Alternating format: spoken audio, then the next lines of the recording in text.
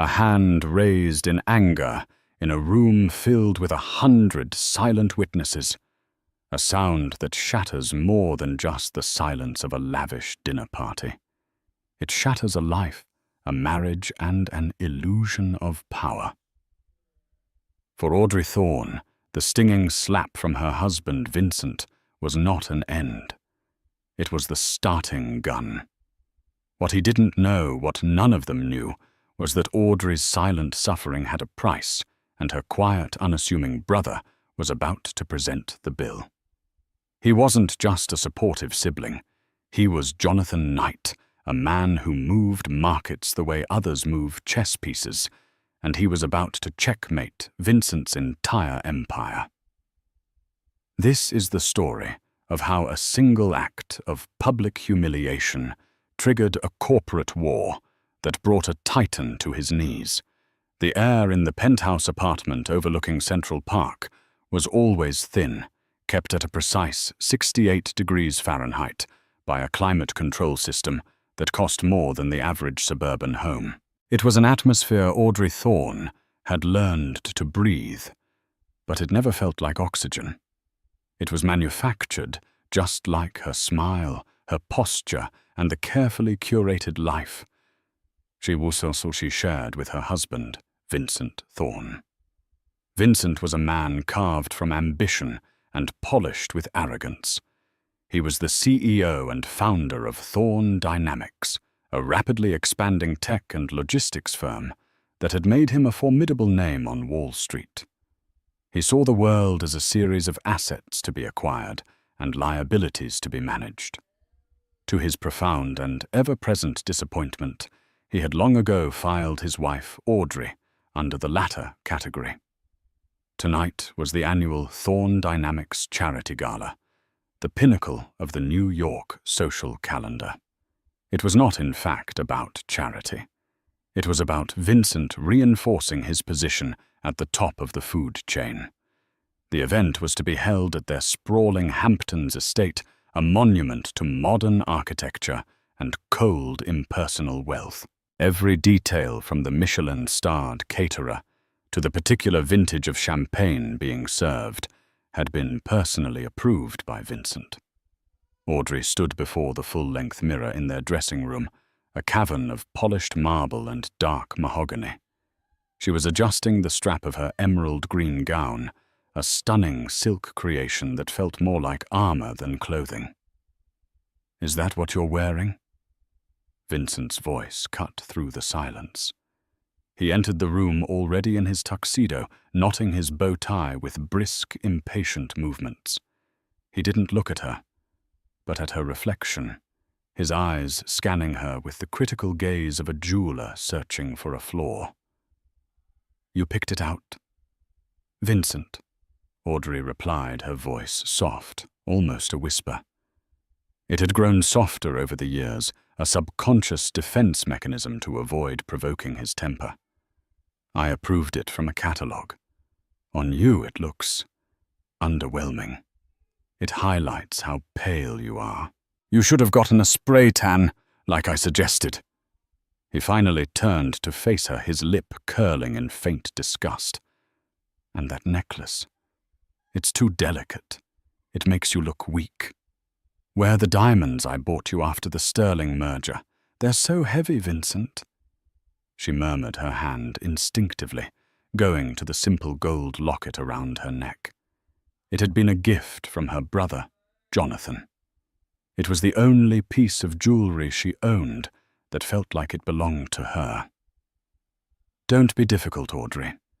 This evening is about projecting strength. My strength. You are a reflection of me. Tonight I need you to be a flawless, brilliant mirror, not a murky puddle." He didn't wait for an answer, striding out of the room. "The helicopter leaves in 20 minutes. Be ready." Audrey stared at her reflection. A murky puddle. That's what he saw. She used to paint. Before Vincent, her canvases had been filled with vibrant colors, with chaotic but beautiful landscapes. She had a small studio in the city, a place she hadn't visited in years. Vincent called it her childish hobby, and made it clear that the wife of a man like him had responsibilities, not pastimes. So she had packed away her brushes, and the colors within her had slowly faded to gray.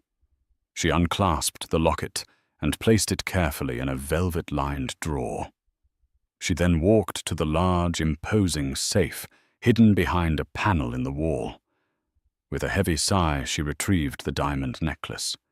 It was a cold, ostentatious thing, a collar of immense, glittering stones that felt like a beautifully crafted cage for her neck. As she fastened the clasp, its weight was immediate and oppressive. It was the price of admission to her own life. Downstairs, the final preparations for their departure were underway. Staff moved with quiet efficiency, their fear of Vincent palpable. He was pacing in the grand foyer, barking into his phone at some unfortunate subordinate. "I don't care what the projections say, Gregory. You close the Odyssey deal by Monday, or you'll be handling traffic reports from a helicopter in Omaha. Do you understand me?" He snapped the phone shut and threw it onto a marble table. He saw Audrey descending the staircase, and his scowl deepened. "Finally. Let's go." He grabbed her arm, his grip just a little too tight, and steered her toward the private elevator that led to the rooftop helipad. As they ascended, the city lights spreading out below them, Audrey felt a familiar sense of detachment. She was an actress in a play she had never auditioned for. Tonight, she would play the part of the adoring, elegant wife. She would smile, she would laugh at the appropriate jokes, and she would be the perfect accessory to Vincent's ambition. But as the helicopter's blades began to whip the air, a strange, cold feeling settled in her stomach. It wasn't the usual anxiety or dread. It was something different. It was the chilling calm before a storm. She didn't know why, but she felt that the performance tonight would be her last. The mirror Vincent wanted was about to crack. The Hamptons estate was ablaze with light, a beacon of opulence against the dark Atlantic Ocean. Guests milled about the vast lawn and poolside terrace, a sea of couture gowns and bespoke tuxedos. The air buzzed with forced laughter, hushed business deals, and the clinking of champagne flutes. It was, by all accounts, a spectacular success. Audrey moved through the crowd with practiced grace, a faint, polite smile fixed on her face. She was the perfect hostess, greeting hedge fund managers, tech moguls, and city officials with a quiet dignity that many mistook for shyness. Vincent was in his element, holding court near the massive ice-sculpted centerpiece of the Thorne Dynamics logo.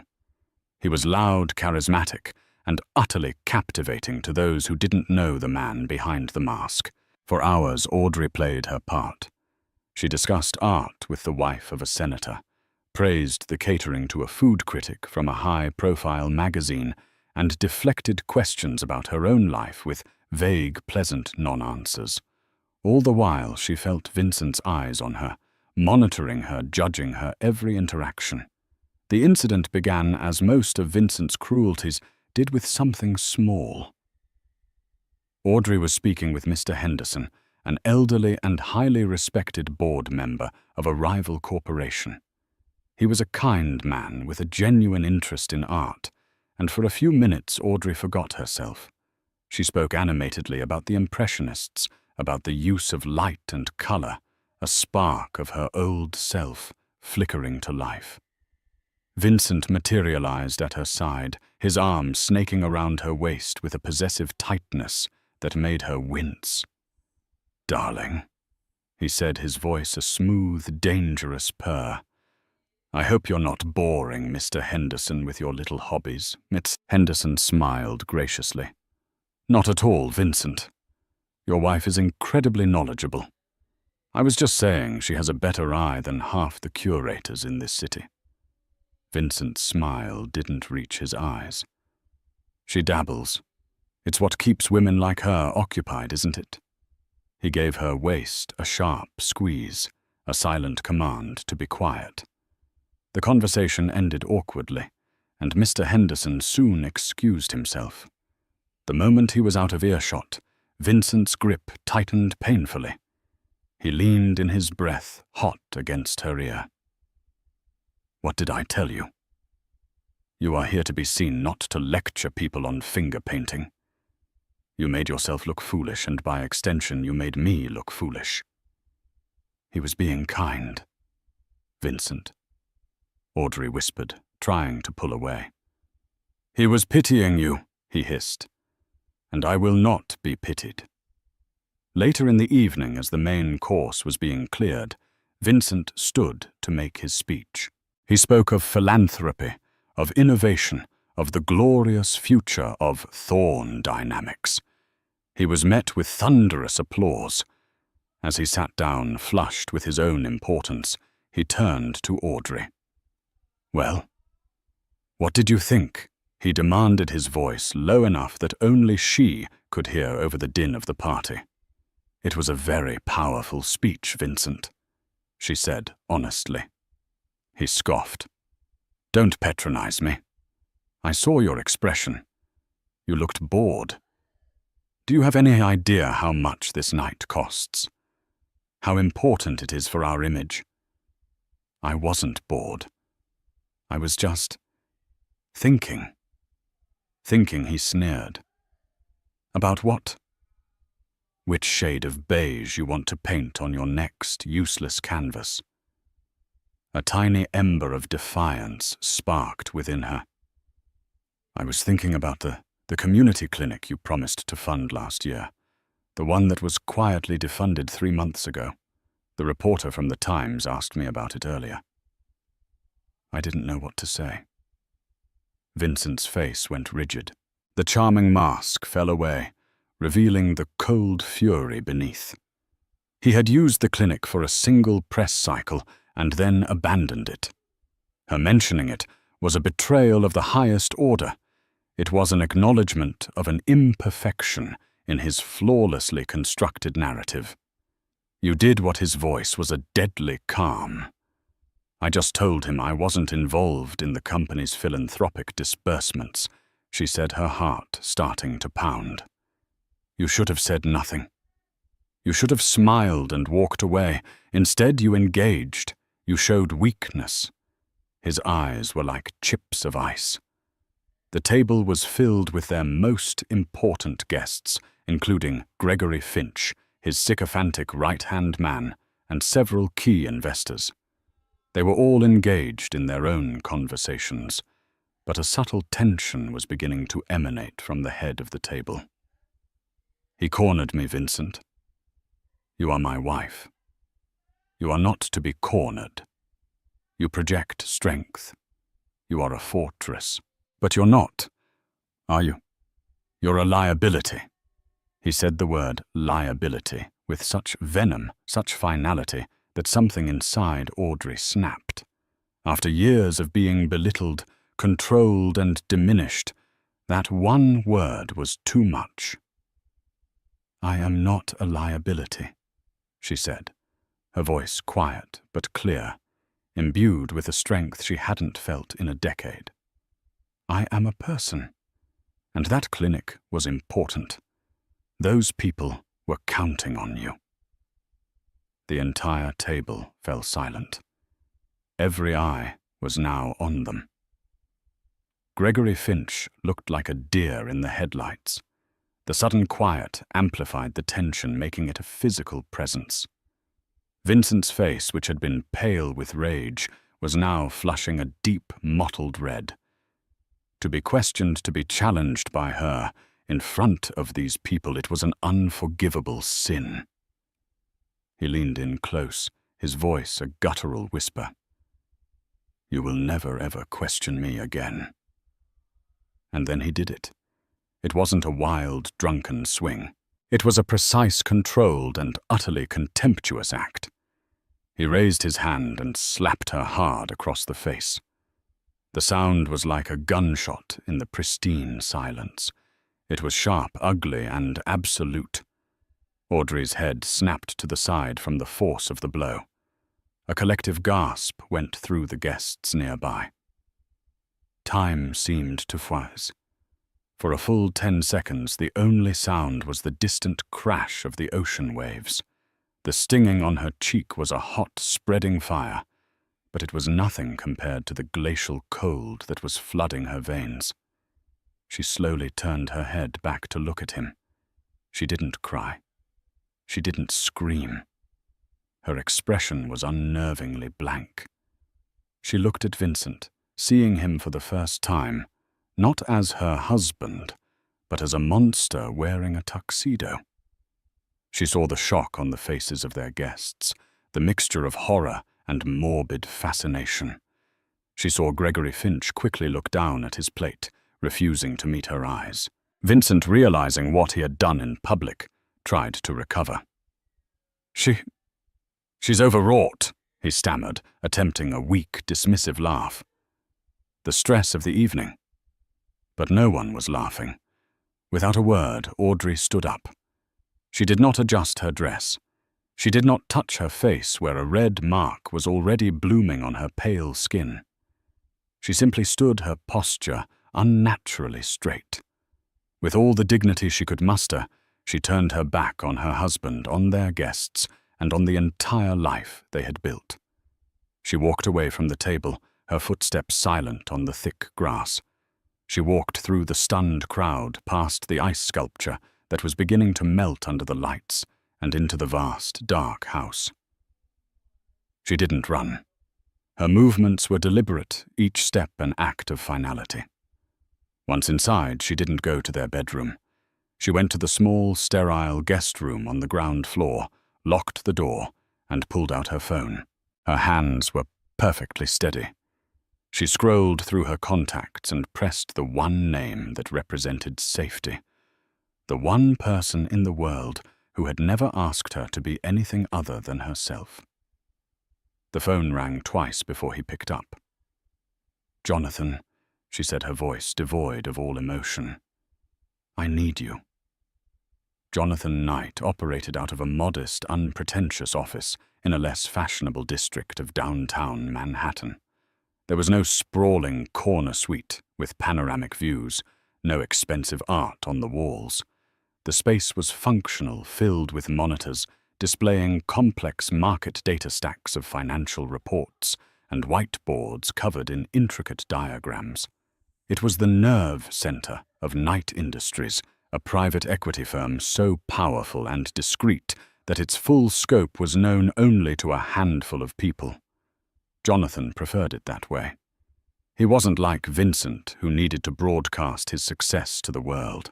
Jonathan's power was the quiet, tectonic kind, unseen, until the landscape irrevocably shifted. He was in his late 30s, with a calm, watchful demeanor that often led people to underestimate him. He had the same gentle eyes as his sister Audrey, but behind them was a mind that moved with the cold, calculating precision of a supercomputer. He had built his empire from nothing, guided by a simple principle. Information is the most valuable currency, and patience is the sharpest weapon. When Audrey's call came, he was analyzing a potential acquisition in the German renewable energy sector. He saw her name on the screen and answered immediately, a rare smile touching his lips. "Audrey. Everything all right?" "How's the party, Jonathan?" she said, and the tone of her voice erased his smile instantly. It was a flat, hollow sound, like a bell that had been cracked. "I need you." He didn't ask questions. He didn't need details yet. The only thing that mattered was the raw pain he heard in those 3 words. "Where are you? The Hamptons house. In a guest room. Lock the door. Don't speak to anyone. I'm coming." He hung up the phone and stood. The multi-billion-dollar German deal vanished from his mind, replaced by a singular, ice-cold focus. He walked into the adjacent office where Rebecca Vance, his chief operating officer, and legal counsel was working late. Rebecca was a sharp, impeccably dressed woman in her 40s with a reputation for being utterly relentless in a negotiation. She was one of the few people Jonathan trusted implicitly. "Clear my schedule for the rest of the week," he said, his voice dangerously level. "Cancel the Frankfurt trip. Something's happened with Audrey." Rebecca looked up, her expression immediately serious. She knew how much Jonathan cared for his sister. "What do you need the company helicopter?" "I need to be in the Hamptons in an hour. And get our security team on standby. A discreet unit. I also want you to start a deep dive portfolio analysis on Thorn Dynamics. Everything. Debt structure, shareholder agreements, key personnel, supply chain vulnerabilities, pending litigation.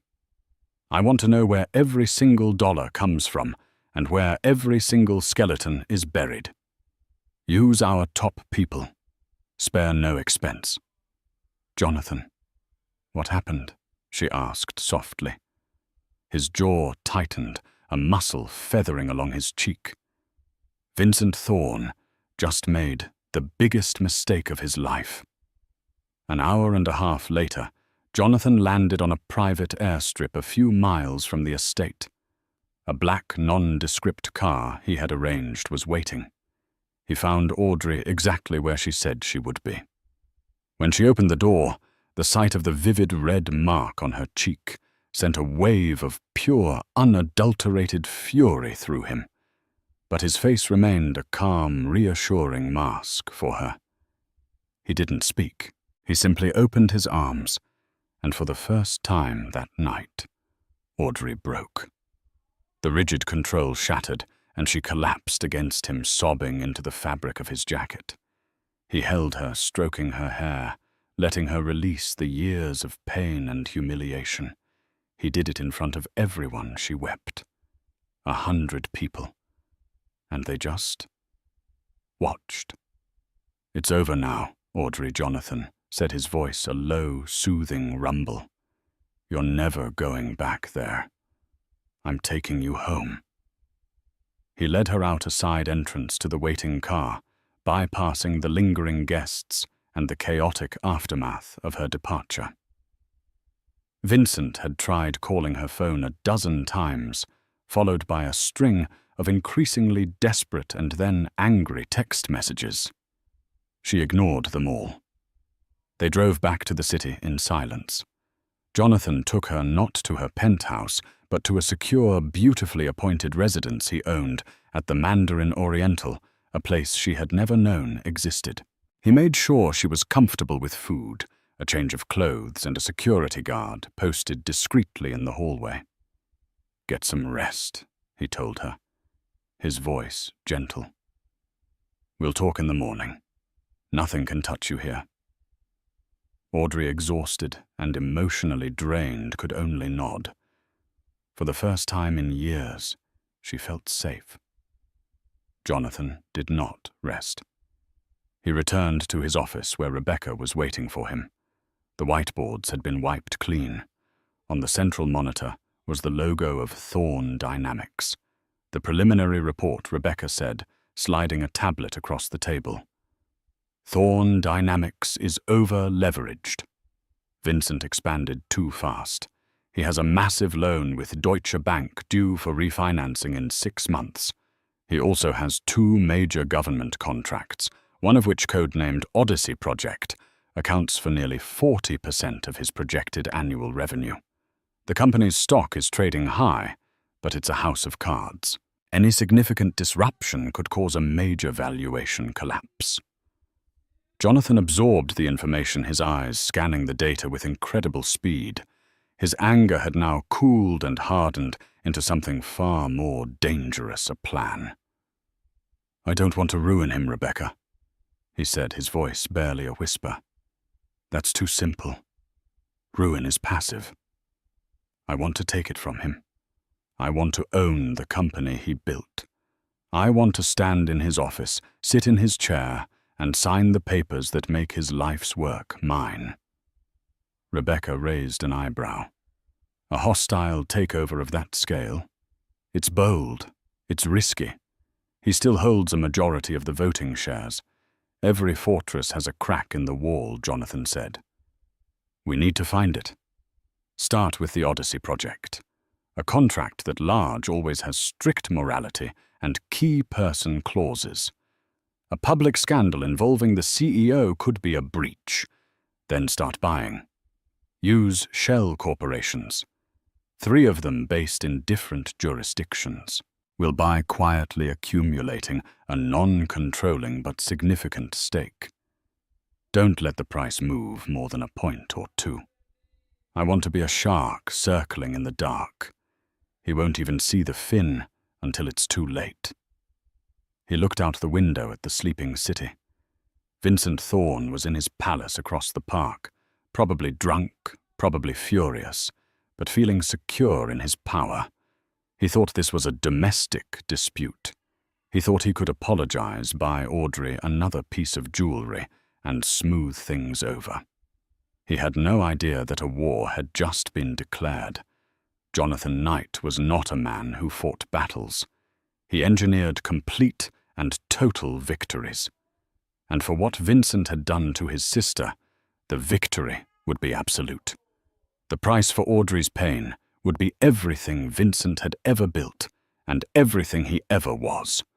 The week after the gala was a masterclass in corporate camouflage. To the outside world, it was business as usual. Thorne Dynamics stock remained stable. And Vincent Thorne, after a brief and humiliating period of damage control, managed to spin the incident at the party as a private matter fueled by exhaustion and too much champagne. He issued a generic public apology for the unfortunate scene and made a conspicuous donation to a women's shelter, a move of such cynical hypocrisy that it made Jonathan's blood boil. Vincent believed he was weathering the storm. He had sent Audrey a mountain of flowers which were refused at the hotel. He sent pleading, then threatening emails which went unanswered. He assumed she was with her brother, licking her wounds. He imagined she would eventually come back, as she always did, once his anger had cooled and his wallet had opened. The idea that she was gone for good and that her departure was the first tremor of an earthquake that would swallow him whole never entered his mind. Meanwhile, in the quiet, methodical offices of Knight Industries, the war machine was spooling up. Jonathan's teams worked around the clock. 3 separate untraceable shell corporations, Orion Holdings, Lyra Investments, and Phoenix Capital, began purchasing shares of Thorne Dynamics on the open market. The buys were small and strategically timed, spread across different trading desks to avoid triggering any alarms. It was a slow, patient accumulation, like a rising tide. Vincent, blinded by his own arrogance, barely noticed. He saw a minor uptick in trading volume, but attributed it to positive market sentiment following a recent product launch. His CFO mentioned it in a morning brief, and Vincent dismissed it with a wave of his hand. "It's confidence in my leadership, Gregory," Vincent had boasted to his number 2. "The market knows that a little domestic drama doesn't shake an empire." Gregory Finch, however, was not so sure. He had been at that table. He had seen the look in Audrey's eyes when she left, and he had seen the dead, cold fury on Vincent's face after. Gregory was a survivor. His loyalty to Vincent was born of ambition and fear, not respect, and fear told him that something was wrong. The second phase of Jonathan's plan involved finding an ally inside the fortress. Rebecca's team had identified a potential candidate, Henry Coleman, the 58-year-old head of logistics. Henry had been with Thorne Dynamics from the very beginning, a loyal and brilliant strategist who had designed the very systems that made the company so profitable. But he was old school. He valued integrity and loyalty, qualities Vincent had long since discarded. Recent chatter suggested Henry was on the verge of being forced into early retirement to make way for a younger, cheaper, and more pliable executive. Vincent had publicly dismissed one of Henry's recent reports as the work of a man who's lost his nerve. The insult had stung. Jonathan arranged a meeting, not in a boardroom, but on a park bench during a rainy Tuesday lunch hour. Henry arrived cautiously, clutching an umbrella, his face a mixture of suspicion and curiosity. "Mr. Coleman," Jonathan began, his voice calm and direct. "My name is Jonathan Knight. I believe we have a mutual interest in the future of Thorn Dynamics." Henry was wary. "I don't know you, Mr. Knight. You know my sister, Audrey Thorn." Henry's expression softened instantly. "Mrs. Thorn, a lovely woman, a true lady. What her husband, what he does, it's a disgrace." He stopped himself, realizing he was speaking to a stranger. "Vincent Thorn is a man who mistakes cruelty for strength," Jonathan continued, "and loyalty for weakness. He is about to learn a very hard lesson about both. I am in the process of acquiring a controlling interest in his company. I intend to remove him. To do that efficiently, I need to understand the company's operational vulnerabilities. Specifically, I need everything you know about the Odyssey project." Henry stared at him, stunned. A hostile takeover. It was unthinkable. But as he looked at the quiet, intense man sitting next to him, he saw a seriousness that was undeniable. He thought of his own career, the years of dedication, now about to be thrown away. He thought of Vincent's constant belittling, his abusive temper, and most of all, he thought of the kindness Audrey had always shown him and his family. "The Odyssey project," Henry said slowly, his decision made. "It's a logistical nightmare, a high-tech surveillance and transport contract for a federal agency. The margins are razor-thin, and the performance clauses are brutal. Vincent cut corners on the infrastructure to win the bid. He used a substandard encryption software from a startup he secretly invested in, not the military-grade one specified in the tender. If there's ever a data breach, even a minor one, Thorn Dynamics would be in catastrophic default of the contract. The penalties alone would bankrupt the company." This was the crack in the fortress wall. It was more than a crack. It was a gaping vulnerability. "Can you get me proof of that?" Jonathan asked. "The original bid proposal, the software procurement orders, anything that shows the discrepancy." Henry nodded. "It won't be easy. It's all on a firewalled server. But I designed the system. I know the back doors." While Henry worked on securing the data, Audrey was beginning her own transformation. In the serene quiet of the hotel suite, she started to sketch again. First, it was tentative charcoal drawings, then small watercolors. Jonathan had a full set of professional art supplies, delivered no questions asked. As she worked, her mind, free from the constant stress of living with Vincent, began to clear. Memories, conversations, and details she had long since suppressed began to surface. One afternoon, she was speaking with Jonathan about Vincent's business. "He was always so secretive about Odyssey," she recalled, dabbing a brush in blue paint. "He had a private meeting very late one night about a year ago, with a man named Alistair Finch." Jonathan looked up from his laptop. "Gregory Finch's brother." "Yes," Audrey said. "Alistair runs a small software company, Cybernetic Solutions. I remember because Vincent was furious after the meeting. I overheard him on the phone with Gregory, shouting about a last-minute substitution and how it had better be bulletproof." Jonathan and Rebecca exchanged a look. Cybernetic Solutions. That was the startup Henry had mentioned. Vincent hadn't just used a substandard software. He had funneled the contract to his right-hand man's brother, a clear case of cronyism and a massive conflict of interest. The whispers in the boardroom were about to become a roar. Jonathan's shell corporations now controlled nearly 15% of Thorne Dynamics. The stock price had begun to creep up, and Wall Street was starting to notice the unusually high trading volume. Vincent, finally sensing a threat, but not its source, was growing paranoid. He ordered an internal review to identify the mystery buyer, but Jonathan's tracks were too well covered. Vincent saw shadows moving, but he couldn't see the shark circling beneath him. He was trapped in a cage of his own making, and the bars were beginning to close in. The foundation of his empire was rotten, and Jonathan Knight was about to send a wrecking ball straight through it. The information from Henry Coleman was the key, but the document Audrey remembered was the lock.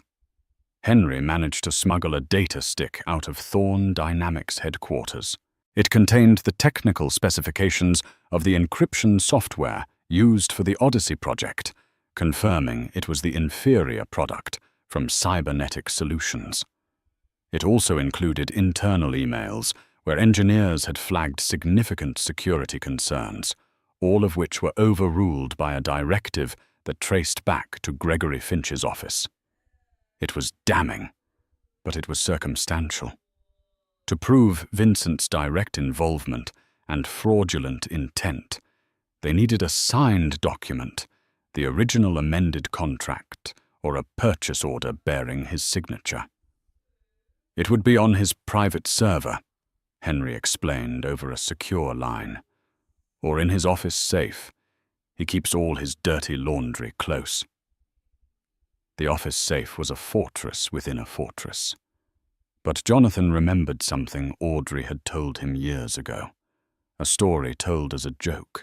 Vincent was so arrogant, so convinced of his own brilliance, that he used the same master passcode for everything important the date of his first major hostile takeover, a number that symbolized his ruthlessness and success.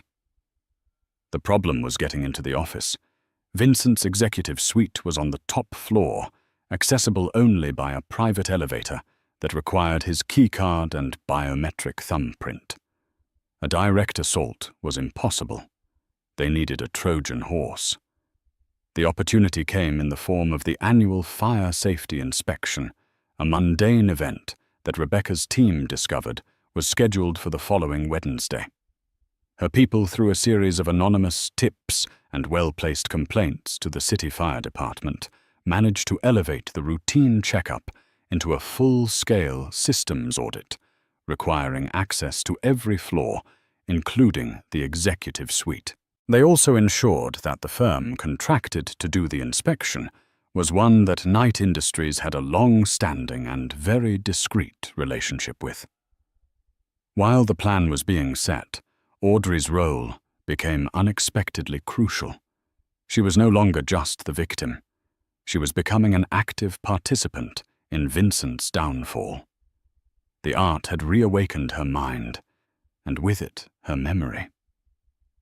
She spent hours with Rebecca, piecing together fragments of overheard conversations, names on visitor logs, and timings of late-night meetings. "There's a second safe," Audrey said one evening, looking up from a sketch she was working on. "Not in his office. It's at the penthouse, hidden behind a false panel in the library." Jonathan and Rebecca looked at her, surprised. "He called it his legacy safe," Audrey continued. "He kept personal papers there, old contracts, deeds, things he considered the bedrock of his empire. He showed it to me once years ago when he was drunk and bragging. He said, 'They can take the company, but they can never take the foundation.'" A chill went down Rebecca's spine.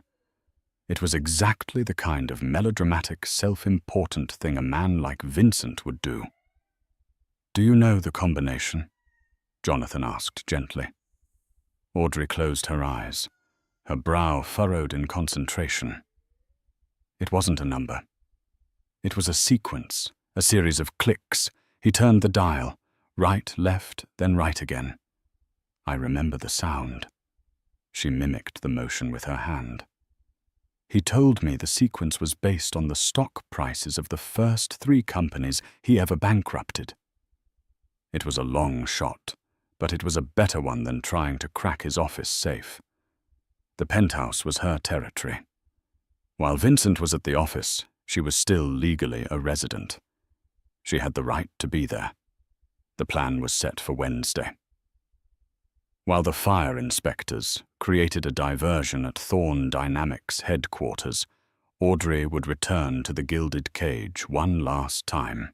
Jonathan insisted on sending his best security operative with her, a man named Peterson, who could pass for a driver. Walking back into that penthouse was one of the hardest things Audrey had ever done. The air was still kept at a chilling 68 degrees. The oppressive silence was the same. But she was different. She was not the timid woman who had fled a week ago. She walked with purpose, her fear replaced by a cold, hard resolve. While Peterson stood guard at the door, Audrey went to the library. The room was lined with thousands of books Vincent had never read, their spines perfectly aligned. She ran her hand along the polished mahogany panels, just as she'd seen Vincent do. Her fingers found a small, almost invisible seam. She pressed, and a section of the bookshelf swung inward, revealing a sleek black safe. Her heart pounded in her chest. She took a deep breath and placed her hands on the dial. She closed her eyes, picturing Vincent, his smug face, his dismissive tone. She remembered the stock tickers he used to obsess over in the early days of their marriage. Right to 41. Left past 41. Twice to 18. Right to 25. She turned the dial, the soft clicks echoing in the silent room. On the final turn, there was a heavy thud as the bolts retracted. It had worked. She pulled the heavy door open. Inside were not jewels or cash, but stacks of leather-bound folders. She began searching her hands, moving quickly. She found old deed stock certificates, and then a thin folder labeled Odyssey Procurement. Her hands trembled as she opened it. Inside was a single-page document. It was a signed directive from Vincent Thorn to Gregory Finch, authorizing the substitution of the specified military-grade encryption software with the product from Cybernetic Solutions. The document explicitly stated the reason: significant cost savings and enhanced profit margin.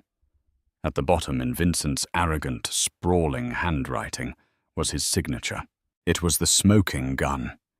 He hadn't just approved the change. He had ordered it to maximize his own profit, knowingly putting a multi-billion-dollar federal contract at risk. She quickly took a picture of the document with her phone and sent it to Jonathan. A moment later, her phone buzzed with his reply. "Got it. Get out now. It's over." At the same time, across town, the diversion at Thorn Dynamics was working perfectly. The fire inspectors, with their clipboards and official uniforms, had demanded access to the executive server room for a routine systems check, causing a minor panic and drawing Vincent and his security team away from his office. Another inspector, a tech expert from Jonathan's team, was escorted to the executive suite. While the building's head of security was distracted, the expert used a sophisticated device to clone Vincent's keycard and lift a perfect copy of his thumbprint from his desk phone. It took less than 90 seconds. They now had everything. They had the document from the safe confirming Vincent's criminal intent. They had the means to access his office and private server whenever they chose.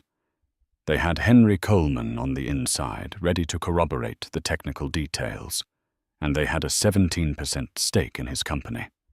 The Trojan horse had been delivered.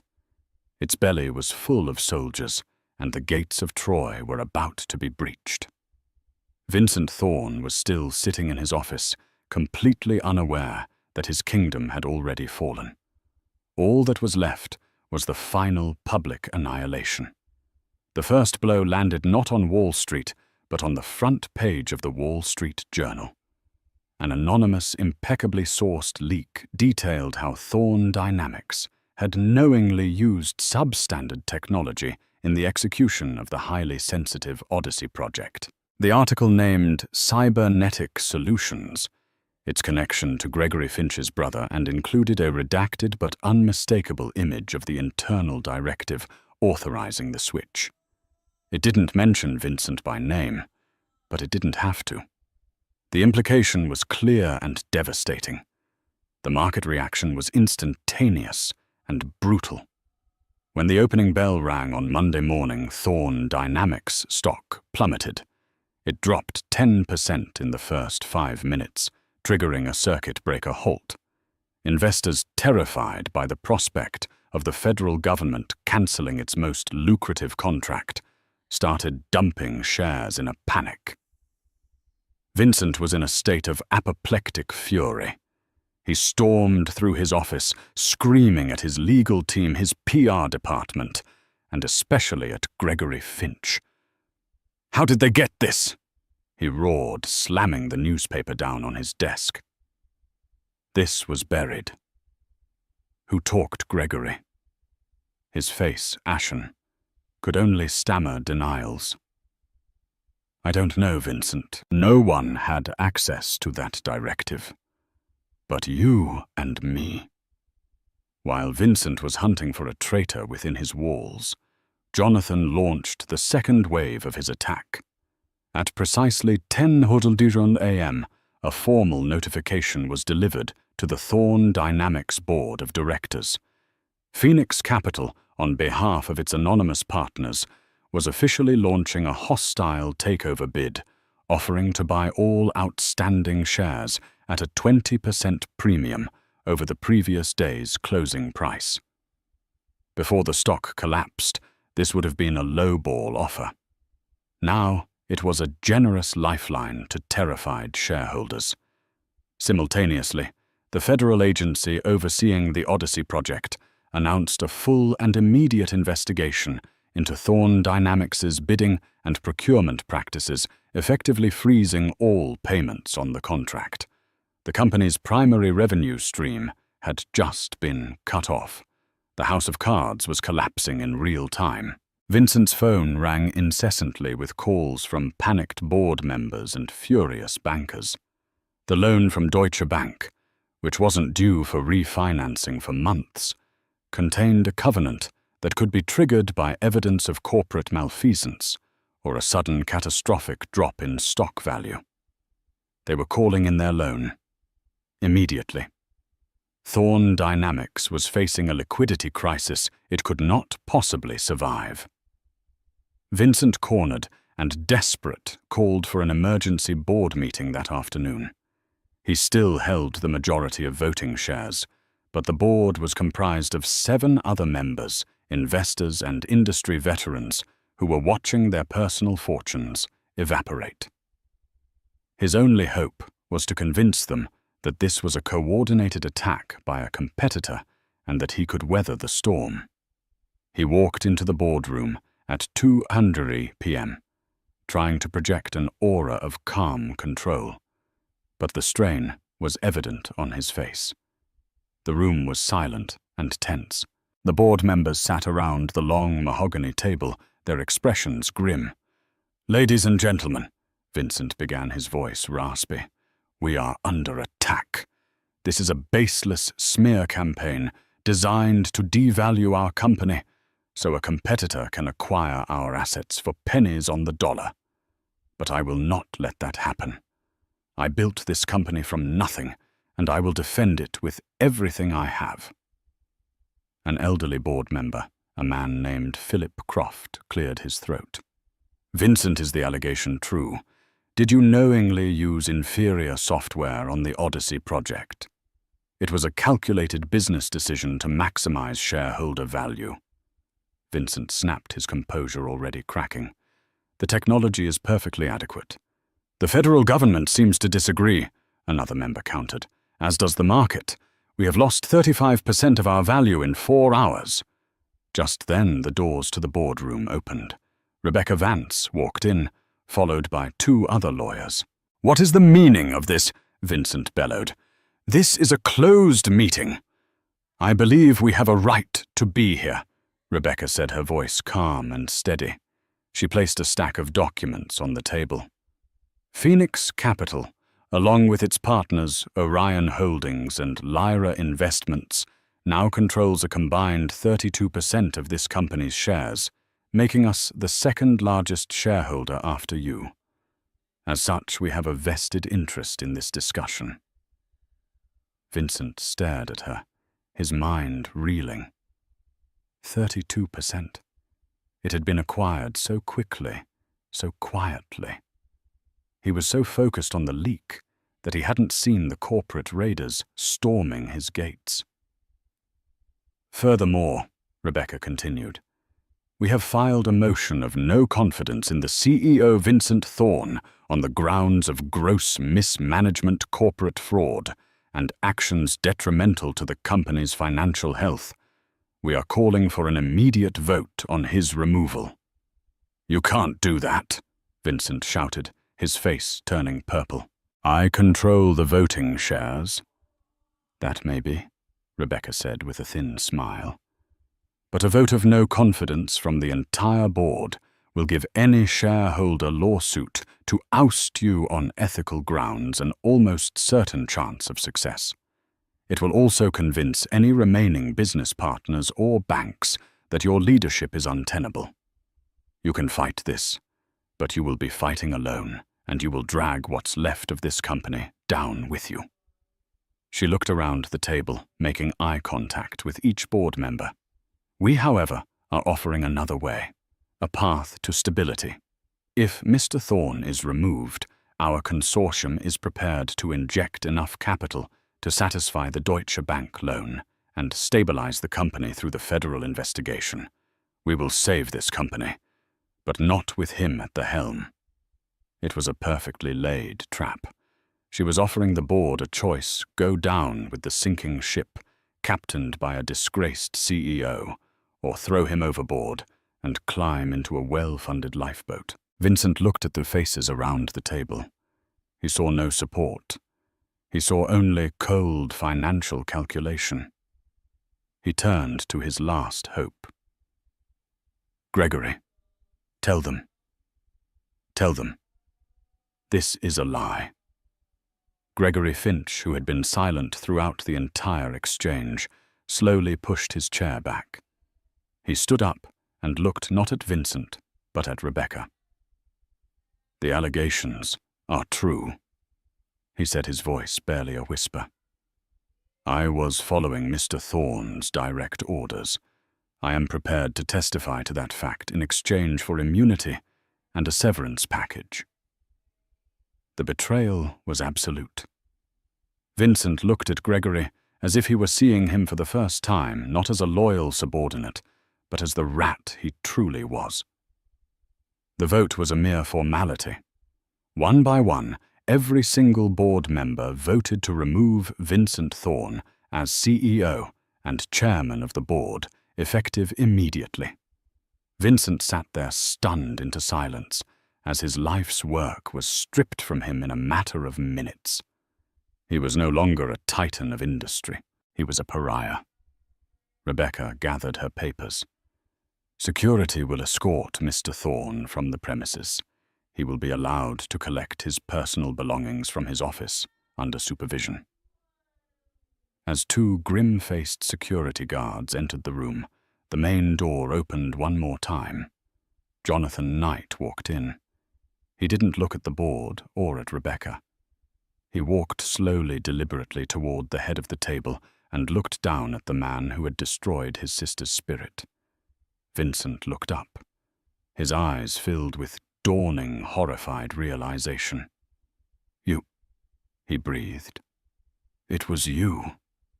Jonathan said nothing. He simply held Vincent's gaze for a long moment, his expression unreadable, but his message clear. "This is for Audrey." Then he turned and walked to the window looking out over the city that had just that morning been Vincent's kingdom. Vincent Thorne, the great CEO, was then quietly and unceremoniously escorted out of his own boardroom, a broken man with nothing left but the echo of his own hubris. 6 months later, the name Thorne Dynamics was gone, scrubbed from the annals of Wall Street. The company had been restructured, rebranded, and reborn under the umbrella of Knight Industries as Apex Logistics. Under new ethical management, and with the full backing of Jonathan's capital, it had been salvaged. The Odyssey project contract was renegotiated. A settlement was reached with the federal government, and the company was slowly, painstakingly put back on a path to stability. Gregory Finch disappeared with a modest severance package and the permanent stain of being a turncoat. Vincent Thorne, after a series of failed lawsuits and public outbursts, faded into obscurity, a cautionary tale whispered in the bars and boardrooms of the financial district. But this story was never truly about Vincent's fall. It was about Audrey's rise. Audrey did not return to the penthouse or the Hamptons estate. Both were sold off, their sterile, opulent contents liquidated. She moved into a beautiful light-filled brownstone in Greenwich Village that she bought with the proceeds from her divorce settlement, a settlement so swift and comprehensive that Vincent had no choice but to accept it. The house had a dedicated studio on the top floor, with a skylight that bathed the room in a warm, natural glow. And in that room Audrey painted. She painted with a ferocity and passion she hadn't felt since she was a girl. The canvases were no longer filled with muted, hesitant landscapes. They were explosions of color, of emotion, of raw, untamed energy.